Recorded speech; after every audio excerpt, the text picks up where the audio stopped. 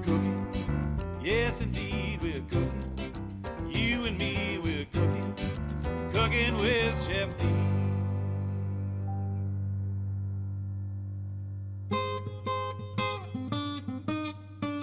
My favorite method for cooking steak is on our wood-fired grill.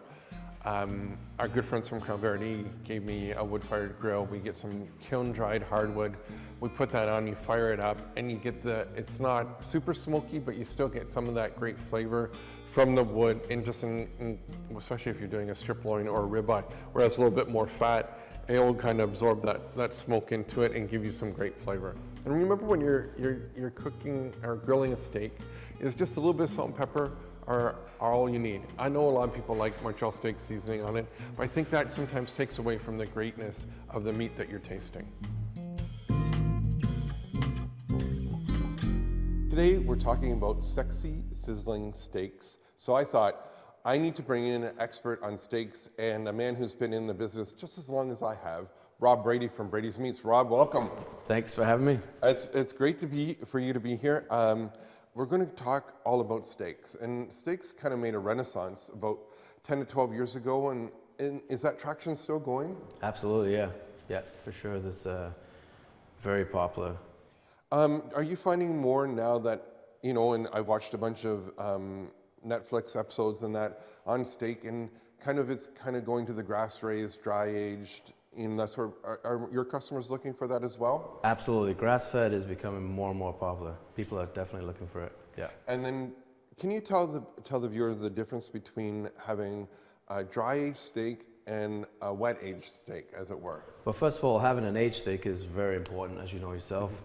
Minimum 28 days and upwards. The dry-aged was the way steaks used to be raised years ago, and then back in the 70s, they switched over to the vacuum sealing, which allowed them to ship product further afield, and that's when the wet aging became really popular. And we both know the difference in flavor between dry aging your steak and wet aging. Also, there's a little bit of a bite difference too. I noticed that in the wet aging is kind of a softer bite versus a more natural bite. Maybe that's a wrong word to use. What do you think? No, when you think about the moisture is coming out of the meat when it's dry aging, as opposed to staying in the meat with the wet aging, so obviously the meat's going to be drier, and it's going to bring on a whole different flavor, more of a nutty, gamey taste. So a more acquired taste for sure. Let's get to the star attraction. We have, now I brought 5 different steaks. We have a flank steak, which we'll come back to. Beef tenderloin, truly my favorite steak. I like it, it's lean, it's great. And we have, I think, the king of steaks, which is a ribeye. Usually the butcher's favorite. And also to the New York striploin. Yeah. And the difference between a ribeye and a striploin, can you explain it? They're very similar in tenderness, flavor. The ribeye obviously has more fat throughout the steak. It's a bit of a fattier muscle, but very similar in tenderness. If you want to go a little bit less fat, people would probably steer more towards the striploin. Okay, and now this is, I know we're using our good friends from Nutrafarms steaks. Now, would you put more of a cap line, a fat line, or are you finding more the consumer liking a little bit of a thinner line? I would say thinner for sure, yeah. That's why if you would go towards the ribeye, there's more fat throughout the steak, then you have more control on the striploin if you want to leave excess on the outside, or some people prefer to have a little bit less. Then we have our minute steak, which is truly great for like your Philly steak sandwiches. Yeah. This is a very lean steak, a muscle steak, and you want to put a tenderizer through it, so you kind of put the little... Break down the muscle. Exactly, just to and you can just see that. As you can see that there's a little... There you go. Yeah, it's just open up the muscle so it becomes more tender, whereas these steaks obviously wouldn't need that. And then the top sirloin. If a person's coming into your store, I love marinating these steaks. This is the only steak I would ever put something different on other than salt and pepper like the other ones. Yeah, most people would marinate the top sirloin. I was going to say also what's very popular with us is the sirloin cap. South American cut, picanhas is the name. Okay. It's the muscle that sits on top of the top sirloin is very popular. And again, as steaks have gotten more expensive, consumers are looking for different cuts, as well as chefs to keep it in that budget. Yeah, well, you have a nice variety here. There's quite a wide range of. Coming back to the flank steak, which is a really cool steak, the difference between a flank and the three that we kind of have out here, I know I love it, but why do you recommend it? Going back to summertime cooking, again, it's very popular. People would marinate it and grill it. And then there's one thing you have to remember when you are preparing the flank steak, once it's grilled, is obviously to cut across the grain. Otherwise, it could turn into not the best steak. That's a really important And that is a very important topic. Yes, So I always let people know that. Exactly. Cut across the grain. It's really tender. And this is truly one that you can put some kind of marinade on and just kind of take it wherever you like to go with it. Absolutely. Absolutely fantastic. Now, was the flank steak, was that the one that you can also make rouladen out of? You could use that. The rouladen, we would typically slice inside rounds on a slicer, very thin. This could be used, different variation. It'll be obviously a little bit thicker, but most people would use it for grilling, medium rare, add into salads, or to do fajitas or that kind of thing. Perfect, perfect. Hey, it's all about pans. I get asked so many times of what pan should I buy, chef? You know, I'm buying my students some pans to go to university. Where should we go with all this? And I know it can be very confusing out there. So I went to my good friends at Brown, and they've been in the business for 70 years of producing pans, and their line of tenderloin line has been in Canada for 20 years. So I thought they know a thing or two about pans. So they've given me a whole bunch of amazing pans, and we're going to go through them today. So the first one that you're going to see, and you see them a lot of times in the stores and that, these are the aluminum pans. These are cast aluminum. They're really, really great on heating up quickly. They're very inexpensive. They're very durable. You can put them in the dishwasher if you want. You can do everything to do this. It's a 2-ply pan, so the heat will go through it really quickly. And if you're really not liking aluminum, this is a pan that, you know, it's an entry-level pan. A great pan. It has the rubber on it so that you can actually put it in the oven up to 400 degrees. Or you can get the 2-ply stainless steel. And again, stainless steel, and they melt it right into the pan, as you can see. It's 3 rivets, so very durable pans, and you notice that all these are riveted outside, so the handle will not break off. Again, the red handle, so it's safe up to 400 degrees in your oven. Again, stainless steel, it's gonna work. The heat transfer, it's 2-ply. Aluminum on the outside, stainless steel, so if that's what you're looking for. Again, these are the pans that are the entry-level pans that you can use anytime. These you can throw in the dishwasher. Any kind of coated pan I wouldn't use in the dishwasher as much, just because it's going to dry out and then that nonstick will go away. Then you're going to move up into the more professional pans, as I like to refer to it as. And these are the stainless steel, heavy bottom. They actually seal this right to the pan, and it's a very heavy bottom. Now, if you're looking for induction, type pans, these are perfect for the induction. Stainless steel, thick bottom, they're gonna work perfect for you. This comes in, as you can see, that we've been using for a long time, in a coated one as well as a stainless steel one. They work perfect for what you're looking for. Again, they're a little bit more money, but they're gonna last you a long, long time. The other part too is it's a thicker side wall, so it's not gonna flare up and it's not gonna burn as easily on the outside because it's thicker. And it comes in a beautiful wok pan as well. Great for doing some stir fries. These are pans that you're gonna have for a very long time. Then we're going to go into the cast iron fry pan. Everybody's really concerned about, how do I seal the pan? The more you use cast iron, and you want to use the canola oil, you want to use the avocado oil, you want to use the coconut oil, and you want to use ghee in this, because those are oils that have high burning points.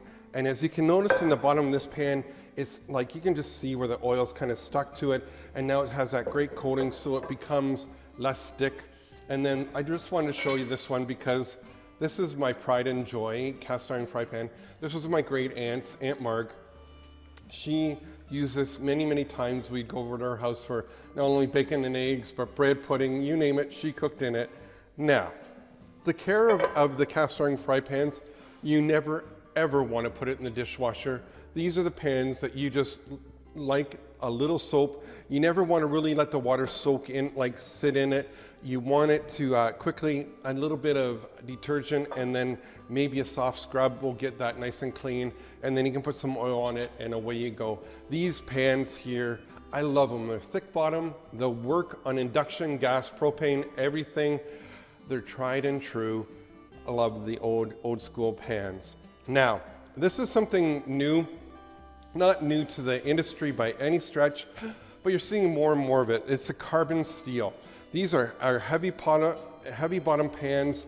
They're absolutely fantastic. This one is from France, so this is, out of these two, this is very inexpensive, but these are a little bit more money. I have one of these in particular. Of course, I left it somewhere else. I didn't bring it for the show today, but it's amazing. As you start using these pans, the more durable they get. And actually, when you start using them more and more, the less sticky they become, and they become almost non-stick. Those are the pans. You always want to take care of them. I really highly emphasize that you talk to your local, whether it be a restaurant supplier like Stop, and talk to them. Ask them about what pans and what you're going to use them for. If you're giving them to students, you want to start off with the least expensive. If you're going to keep them for yourselves and, not baby them, but they're going to be around for a long time, these are a lot more durable. Again, look for something that's been, recognized by the Culinary Federation. We use these day in and day out. And then secondly, look for a company like Brown that's been in business for 70 years. It's absolutely fantastic. Let's get cooking with some steaks. Okay, for those of you who live in a condominium or don't have a backyard that can have a grill, this is an easy way of creating amazing tasting steaks. So I have my cast iron fry pan here, our good friends from Brown. So I have the king of steaks, the beef tenderloin. We're going to season it with just a little bit of salt and pepper. Our good friends from Nutrafarms, a little bit of pepper on there. And then of course the cast iron fry pan. I just love hearing that noise. It's just beautiful. Onions are in. We're going to quickly saute those. Get those up nice and high. Then I'm going to put in our beef tenderloin right in the middle. Get it, and then it's gonna, and you want all that beef to touch that hot pan. And I'm gonna show you in just a minute how beautiful caramelized that is. And it just gives it amazing mouth feel and mouth taste. Both pans are nice and hot. Again, both of them are induction friendly or gas friendly. You can take them from here, pop them in the oven if you like. In real time, this has been between about 15 to 17 minutes. I always forget to look at the watch. Anyway, so you can just start seeing how beautiful caramelized our steak is. And that we're just gonna let that rest for a minute. We're gonna put a little bit of onion on the side. We can serve that with some amazing potatoes, great vegetables. This is what's so great, is that you can actually cook beautiful steaks, beautiful cuts of meat.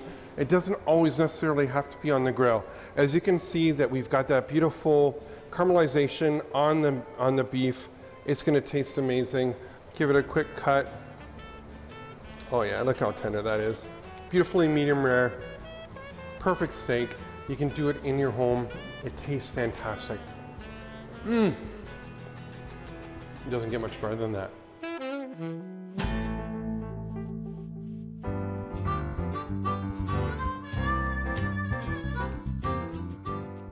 Cooking with ChefD.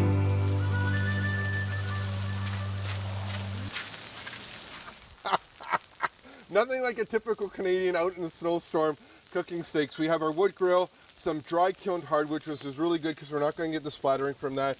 And we're just going to quarter turn these babies and get all that great smoky flavor. We'll cook them to medium rare, and away we go. Nice heat, great. Just a little bit of salt and pepper. I'm just going to grab the flank steak, and then we'll bring the flank steak out. I just put a little bit of extra seasoning on the flank steak, We didn't marinate it, but it's gonna taste amazing, and we'll serve it over a beautiful double smoked bacon potato. Oh, thank you, Rob. On that goes.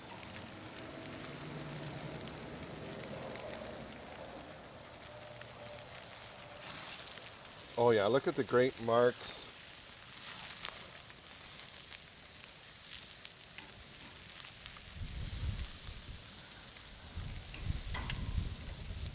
There's going to be some great eating in just a couple minutes. So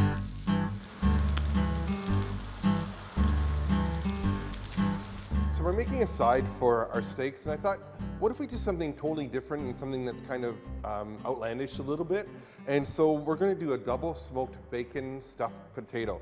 So I have some bacon bits. I've hollowed out my baked potatoes beforehand, so you can just see that that's all you're going to do. This is a simple and easy recipe. We're going to add our double smoked bacon in. We're going to stir that together with our potatoes, kind of mash it in. And it doesn't have to be perfect. That's what's so great about this. And you can make these ahead. You can actually freeze them if you'd like, and then just pull them out.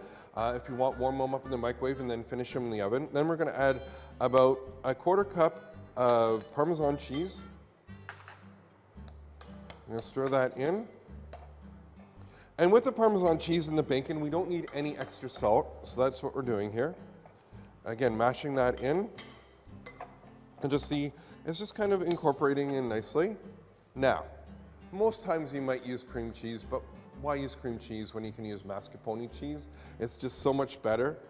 And we're just gonna add in about 3/4 cup of mascarpone cheese. Let's incorporate that in. Mix this up nicely. Then we're going to take some sour cream, about 1/2 cup of sour cream.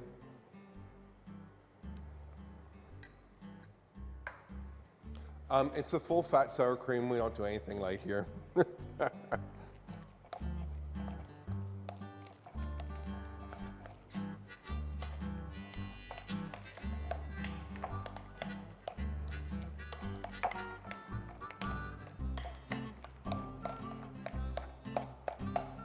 And then what you're going to do is you're going to take it. I'm going to use the spatula, but you can use a spoon if you like. And we're going to restuff our potatoes. Simple, easy. You can have your kids come and help. And if you don't have mascarpone cheese, you can use cream cheese. You don't have either, and you just have sour cream. That works fine too. If you want, you can add a little bit of onion and garlic to it.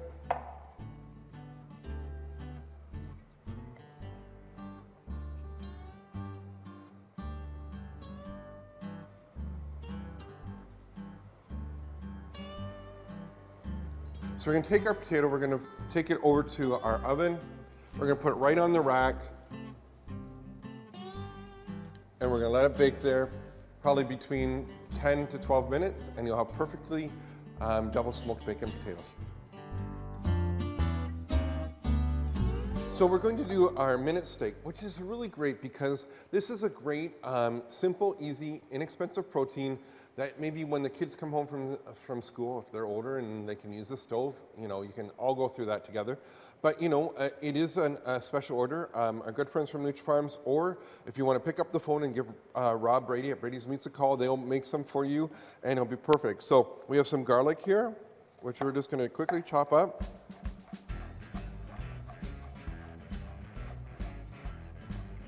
If you remember from last year's season, all this garlic's from our good friends at TJ's.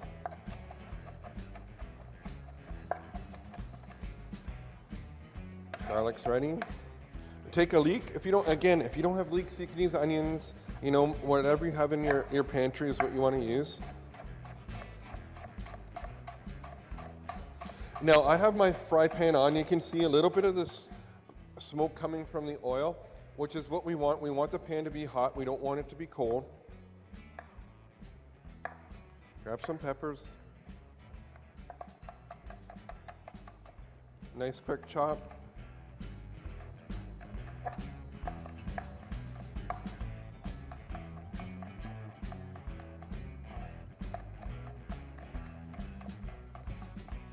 And when you put this in, you want to hear the sizzle. Just like so.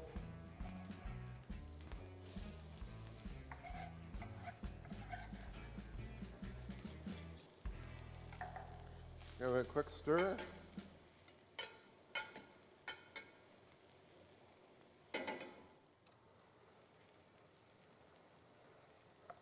Cut it down the middle, and we're just going to give it nice little slices.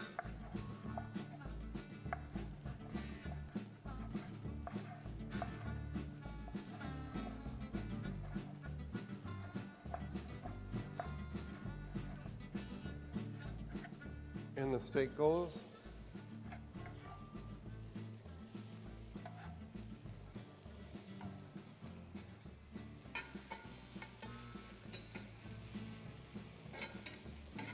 And we're just going to brown this. And this will take between 3 to 5 minutes. If you want, you can go a little bit less done, or you can even, because it is tenderized, you can go up to medium well if you so like it. Then I'm just going to find a little bit of chipotle pepper here. Give it a little dash of put chipotle. What else do I have in my little bag of tricks here? A little bit of salt. Always love using sea salt, and that's a whole nother episode that we can talk about that. Finish cooking this off, and we're going to go to plate. We'll show you our minute steak. We have our demi reducing down here. We'll hit it with a little bit of Dijon mustard, put that over our steaks. It's going to be such great eating. Welcome back. We have Rob Brady from Brady's Meats. We have some special guests in the house. And our steaks, the star attraction's done. Well, Rob, cheers. Thanks, brother. A little water in the dark to, keep us going.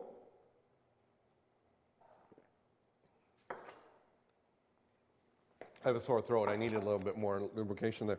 So we have our flank steak, but just before we do that, as you can just see, the demi-glaze is reduced down even more. It's getting that nice thick consistency. We're gonna add in a little bit of Dijon mustard. Now I'm using some grainy Dijon, but if you wanted to use just regular Dijon, or if you don't even have that, just a little bit of ballpark mustard works really nicely in this. We're gonna stir that in, just like so. And oh, it's gonna be so good. So our flank steak's done. Grab it out, maybe with my right hand. And again, you can just see the lines as it were. And then we want to cut it on the bias. So you don't want to cut it this way, you want to cut it across. Oh, look at that. I think you should try a piece, sir. Thank you so much. Wow. How good's that? A little bit of smoky flavor. You got a little bit of the, we put a little bit of extra seasoning on it. It's absolutely perfect. And we're just going to cut one more. And just see how beautifully nice and medium rare it is all the way through. Oh, I can hardly wait. Okay. Is there a certain cut that you would like, Leslie? This one here? Okay, perfect. Let me get a potato for you. This one here. Turn this off. Grab a little bit of the jus.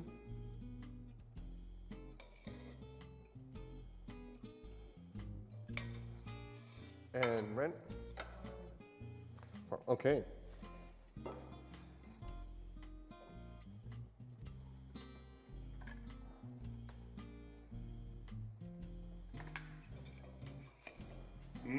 Looks like my favorite.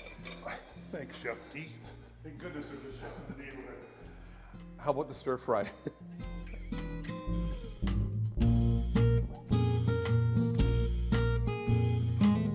Hey, till next time, I'm Chef D. Won't you join me here at the kitchen studio? You never know who will show up.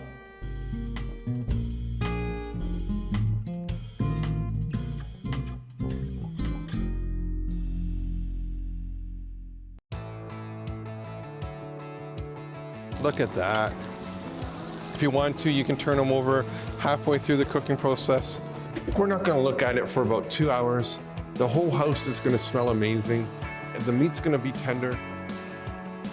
Hi, who's that?